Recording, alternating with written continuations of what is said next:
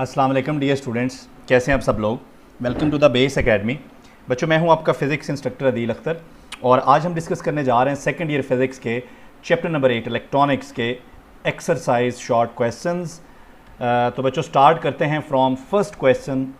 How does the motion of an electron in an type और P type दोनों में जो मोशन है चार्ज कैरियर्स का वो डिफरेंट कैसे है। आपको पता है कि पी टाइप में जो मेजॉरिटी कैरियर्स होते हैं वो हमारे पास क्या होते हैं जी, वो हमारे पास होते हैं होल्स।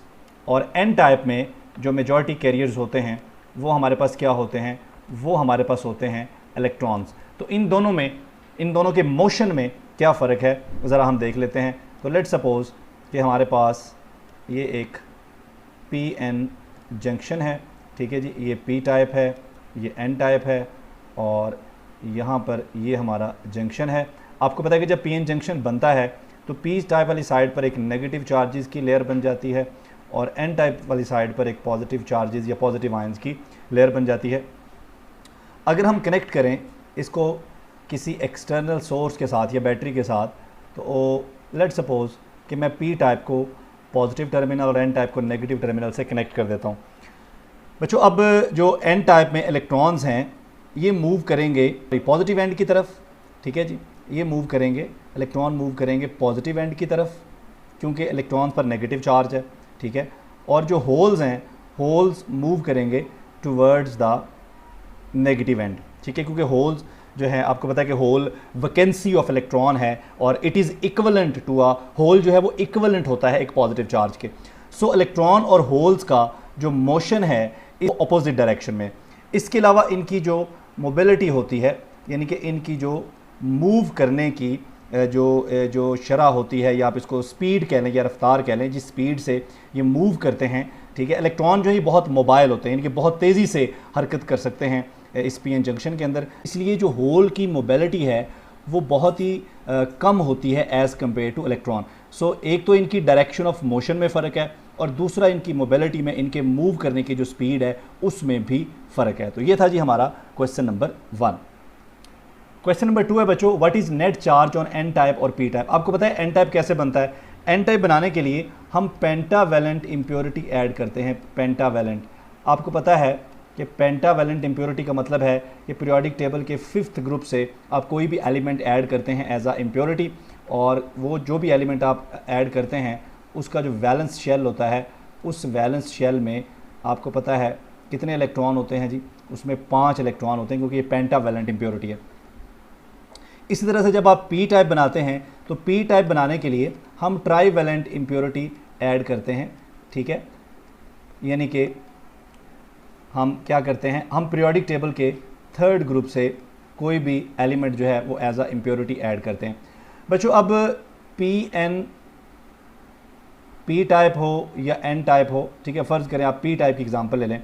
अब पी टाइप के अंदर जो मेजॉरिटी कैरियर्स हैं वो होल्स हैं। होल जो आपको पता है equivalent to a positive charge और मिनॉरिटी कैरियर्स यहाँ पर इलेक्ट्रॉन है। इस तरह से अगर आप एन टाइप की बात करें तो एन टाइप में जो मेजॉरिटी चार्ज कैरियर्स हैं वो इलेक्ट्रॉन्स हैं, ठीक है, लेकिन इसके अलावा इसमें होल्स भी होते हैं जो कि मिनॉरिटी चार्ज कैरियर्स होते हैं। इसके बावजूद इसके जो पी टाइप की बात कर लें या एन टाइप की बात कर लें, इसके जो एटम्स होते हैं पी टाइप के या एन टाइप के, वो एज अ होल न्यूट्रल होते हैं। यानी कि पी टाइप हो या एन टाइप हो, इन दोनों के अंदर जो पॉजिटिव नेगेटिव चार्ज कैरियर्स की तादाद है वो बराबर होती है। जब पॉजिटिव नेगेटिव चार्ज कैरियर्स बराबर होंगे तो नेट चार्ज हमारा क्या हो जाएगा, 0 हो जाएगा।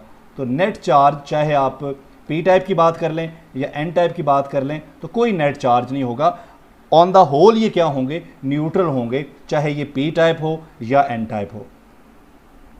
उसके बाद हमारे पास क्वेश्चन 3 है बच्चों, एनोड जो है वो पॉजिटिव है। कितना पॉजिटिव है, 0.2 विद रिस्पेक्ट टू कैथोड, ठीक है। मसलन हमारे पास फ़र्ज़ कर लें एक पी एन जंक्शन है बच्चों, ठीक है, ये इसका पी टाइप है और ये इसका एन टाइप है। हमने इसको इस तरह से कनेक्ट किया है बैटरी के साथ कि जो पी टाइप है ये पॉजिटिव है as compare to N type. N type को हमने नेगेटिव पोटेंशियल दे दिया और पी टाइप को, अब पी टाइप का पोटेंशियल पॉजिटिव है और कितना पॉजिटिव है, 0.2 as compare to N type.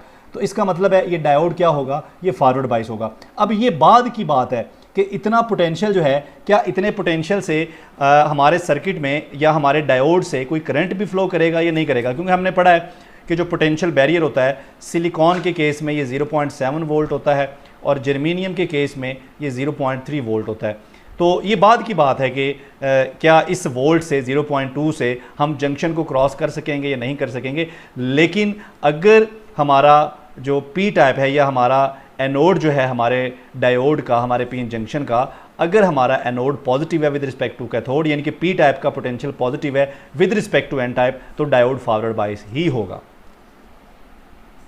Next हमारे पास क्वेश्चन 4 है जी, why charge carriers are not present in depletion reason.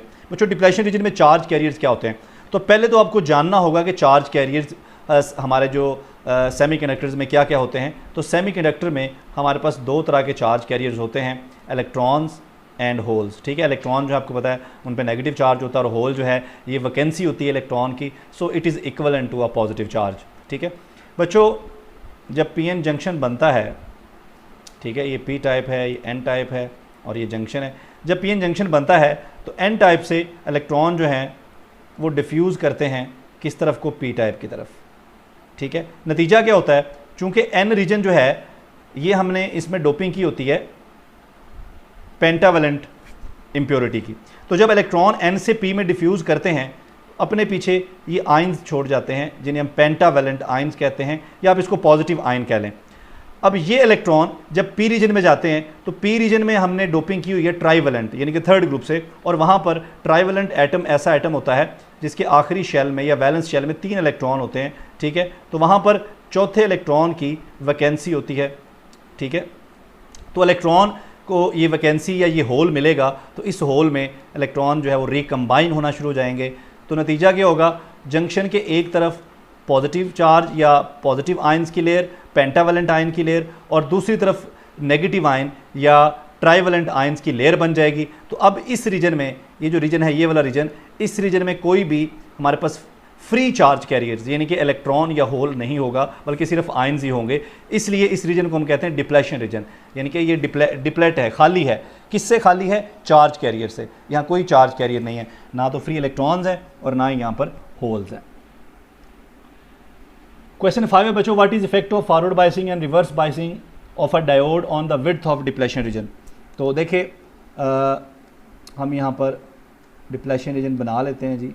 तो ये हमारा जंक्शन है, इसके इस तरफ क्या होगी, नेगेटिव चार्जेस की लेयर, और इस तरफ होगी पॉजिटिव चार्जेस की लेयर। बच्चों अगर हम पी टाइप को पॉजिटिव पोटेंशियल दें और एन टाइप को नेगेटिव पोटेंशियल दे दें तो आपको पता है कि इलेक्ट्रॉन जो हैं वो जंक्शन को क्रॉस करके यहाँ इधर आना शुरू हो जाएंगे। ठीक है जी, और ये जो आयंस हैं जंक्शन के साथ, ठीक है, इन आयंस को भी इलेक्ट्रॉन मिलना शुरू हो जाएंगे। ठीक है, तो ये दोबारा से न्यूट्रल एटम बनना शुरू हो जाएंगे। नतीजा क्या होगा, ये जो डिप्लेशन रीजन की विड्थ है ये पहले से क्या हो जाएगी बच्चों, पहले से कम हो जाएगी। ठीक है, इसका मतलब है कि फॉरवर्ड बायस केस में जो डिप्लेशन रीजन है वो पहले से क्या हो जाता है, नैरो हो जाता है। और अगर हम बात करें रिवर्स बायस की, तो रिवर्स बायस में क्या होता है, रिवर्स बायस में हम पोटेंशियल को चेंज कर देते हैं जी, यहाँ पर नेगेटिव पोटेंशियल देते हैं और यहाँ पर पॉजिटिव। ठीक है, तो नतीजा क्या होता है, नतीजा ये होता है कि इलेक्ट्रॉन बजाय जंक्शन को क्रॉस करने के वो इस डायरेक्शन में मूव करना शुरू कर देते हैं। तो यहाँ पर एक और पॉजिटिव चार्जेस की लेयर बन जाती है और इसके साथ यहाँ पर एक और नेगेटिव चार्जेस की लेयर बन जाती है। तो डिप्लेशन रीजन की जो विड्थ है बच्चों वो पहले से ज़्यादा हो जाती है। तो रिवर्स बायस में डिप्लेशन रीजन की विड्थ ज़्यादा हो जाती है और फॉरवर्ड बायस में ये विड्थ जो है वो कम हो जाती है। नेक्स्ट क्वेश्चन हमारे पास, why ordinary silicon does not emit light. बच्चों एक आम सिलिकॉन से विजिबल लाइट क्यों नहीं निकलती? आपको पता है कि जब भी कोई एटम, फ़र्ज़ कर लें कि ये एटम की ग्राउंड स्टेट है और ये उसकी एक्साइटेड स्टेट है, जब भी कोई एटम ग्राउंड स्टेट से एक्साइटेड स्टेट में जाता है तो वो वापस डिके भी करता है, यानी कि वो डी एक्साइट भी होता है। तो जब ये एटम डी एक्साइट करेगा, अपनी ग्राउंड स्टेट में वापस आएगा, तो ये क्या करेगा, ये इमिट करेगा अ फोटोन। ठीक है, अब ये जो फोटोन है इसकी एनर्जी, इस फोटोन की फ्रीक्वेंसी, इस फोटोन की वेवलेंथ वो डिपेंड करती है इन दोनों स्टेट, ये स्टेट 1 और स्टेट 2 यानी कि ग्राउंड स्टेट और एक्साइटेड स्टेट, इन दोनों स्टेट का एनर्जी डिफरेंस क्या है। बच्चों अगर ये एनर्जी डिफरेंस ज़्यादा होगा तो ज़्यादा फ्रीक्वेंसी वाला और कम वेवलेंथ वाला फोटोन निकलेगा, लेकिन अगर इन दो स्टेट का एनर्जी डिफरेंस कम होगा तो उसकी वजह से फ्रीक्वेंसी कम हो जाएगी, वेवलेंथ ज़्यादा हो जाएगी। बच्चों सिलिकॉन के केस में ये जो दो एनर्जी स्टेट्स हैं सिलिकॉन के अंदर, सिलिकॉन एटम के अंदर, इन एनर्जी स्टेट का डिफरेंस इतना नहीं होता कि उससे जो फोटोन निकले उसकी फ्रीक्वेंसी इतनी हो जितनी विजिबल लाइट के फोटोन की होती है। इसलिए आम सिलिकॉन जो है उससे विजिबल लाइट का फोटोन या विजिबल लाइट इमिट नहीं होती। नेक्स्ट क्वेश्चन है बच्चों, why a photo diode is operated in reverse bias. Photo diode को हम रिवर्स बायस ही क्यों करते हैं?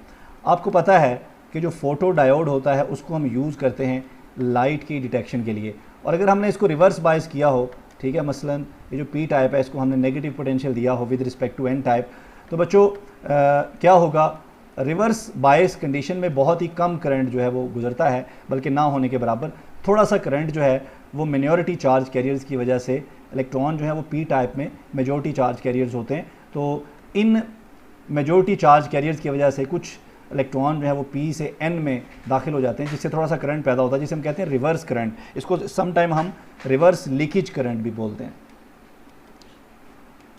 Reverse leakage current.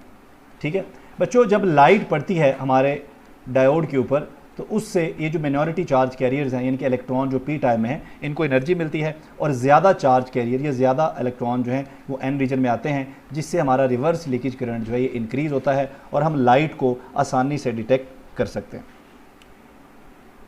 Next question हमारे पास, why base current in transistor is very small. बच्चों बेस करंट इतना कम क्यों होता है?